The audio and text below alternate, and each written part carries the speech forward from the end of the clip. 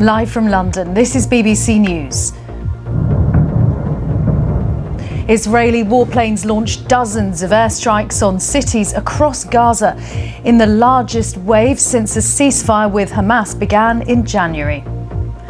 Palestinian officials say at least 330 people have been killed, including the highest-ranking security official in the territory.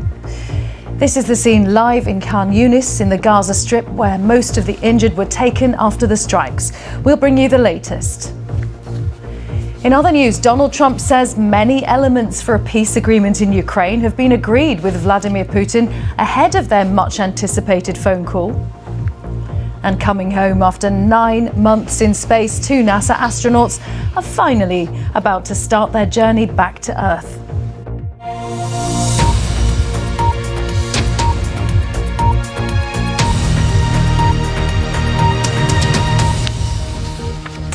Hello, I'm Karin Giannone. We start with that breaking news from the Middle East, where the Israeli military has carried out what it describes as extensive airstrikes on cities across Gaza, the largest wave of strikes since that ceasefire with Hamas began in January. Saeed, thank you very much. Saeed Shahata from BBC Arabic. Around the world and across the UK, this is BBC News.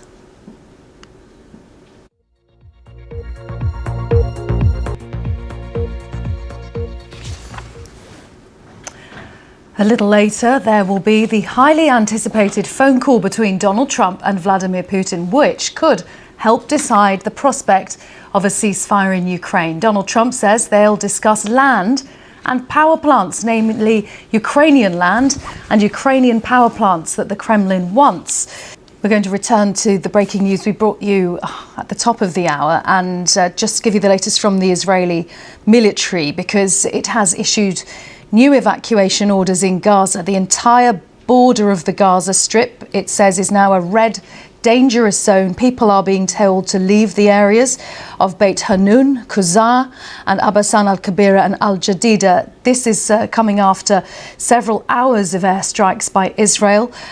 These people are being told to move to shelters in western Gaza City and Khan Yunis immediately, according to an IDF spokesperson. It's the biggest wave of airstrikes in the last few hours since the 19th of January, when the ceasefire came into effect. We now know that at least 330 people have been killed in those Israeli airstrikes on Gaza overnight.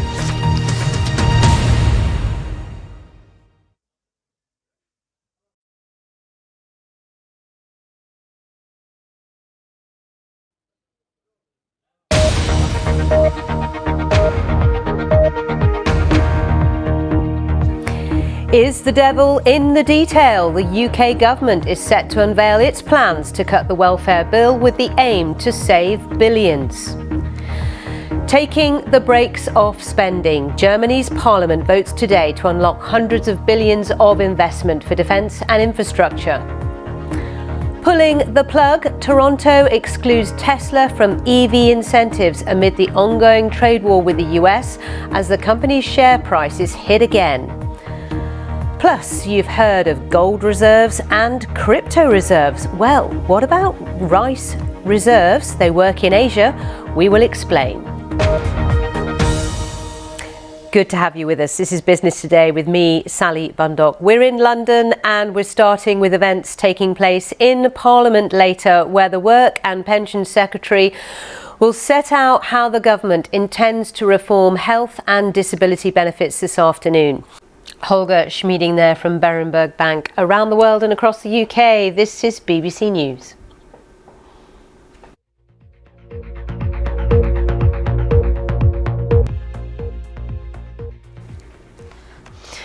You're with Business Today. I'm Sally Bundock. Now, shares in the US electric vehicle giant Tesla have been falling yet again. This was on Wall Street on Monday, and this time shares were hit down by some 5%.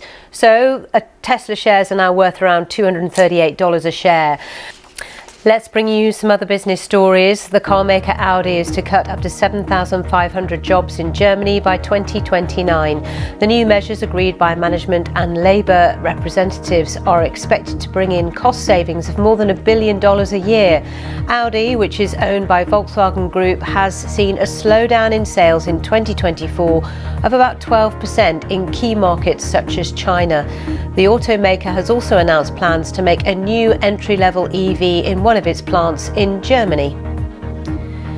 The Village Roadshow Entertainment, best known for producing films like Joker, The Matrix and Ocean's 11, has filed for bankruptcy in the US.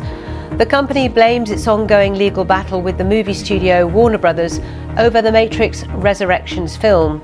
It's one of the reasons behind the collapse, but also says the COVID pandemic and the Hollywood writers and actors strike of 2023 hit its revenues as well. So do stay with us here on BBC News. We're keeping you across the day's events. Of course, we've mentioned what will be announced later in the UK Parliament in terms of changes to benefits, the German Parliament voting on defence spending, and of course a lot more. What's happening in Gaza we'll look at in just a moment. So do stay with us here on BBC News.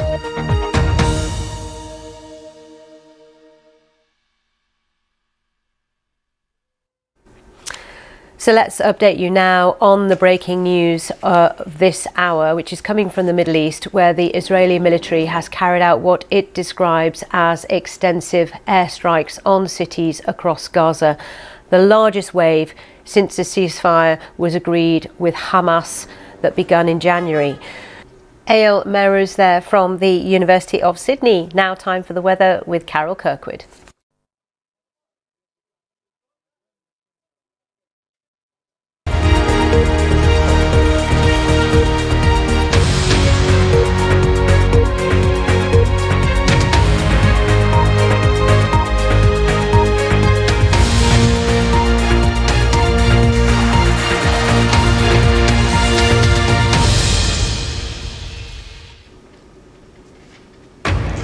Live from London, this is BBC News.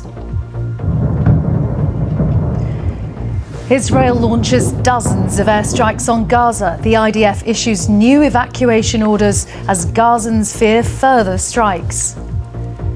Officials in Gaza say more than 330 people have been killed, including the highest-ranking security official in the territory.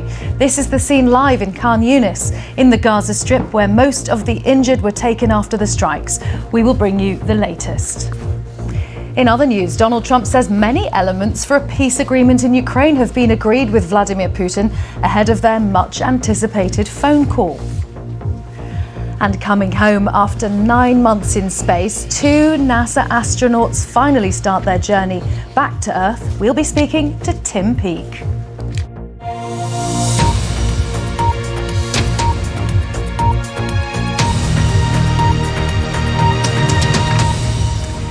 Hello, I'm Karin Giannone. We start with that breaking news from the Middle East, where the Israeli military has carried out what it describes as extensive airstrikes on cities across Gaza, the largest wave since the ceasefire with Hamas began in January. We will bring you what happens as it happens here on BBC News. Around the world and across the UK, this is BBC News.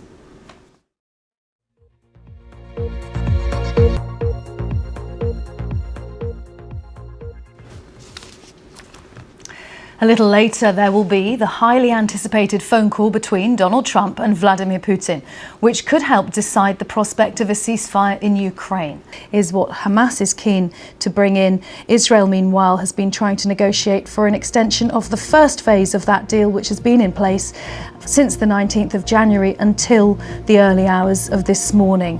Hostage families in Israel also are extremely concerned by the events of the last few hours. The greatest fear of the families, citizens of Israel, has come true, says a statement from the Hostages and Missing Families Forum. 24 living hostages still being kept inside Gaza. The families continue to say that the Israeli government chose to give up on the hostages, and the statement expresses shock and anger at what it calls the deliberate dismantling of the process by Israel to return our loved ones. It says Israel and Hamas must return to the ceasefire and calls on Donald Trump to help.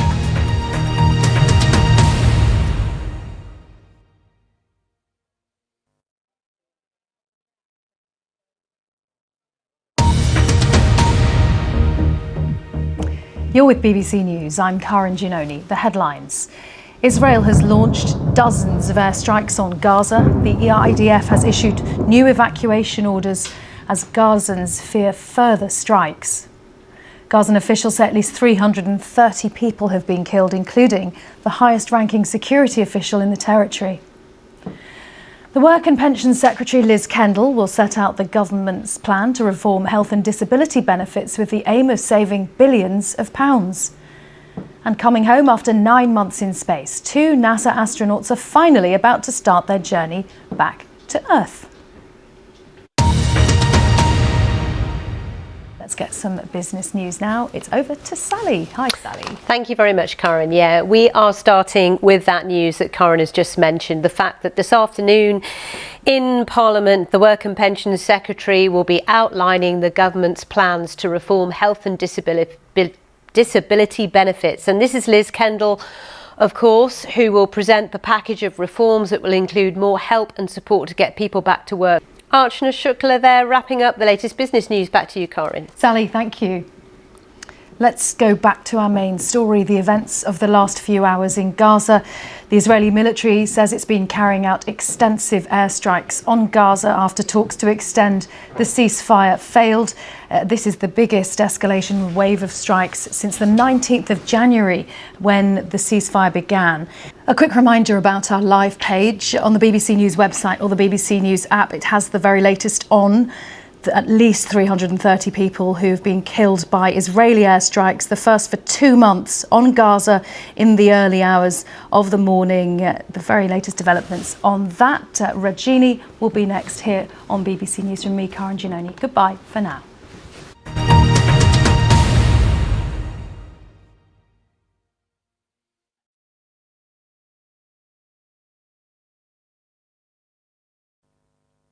Hello again. After a frosty start,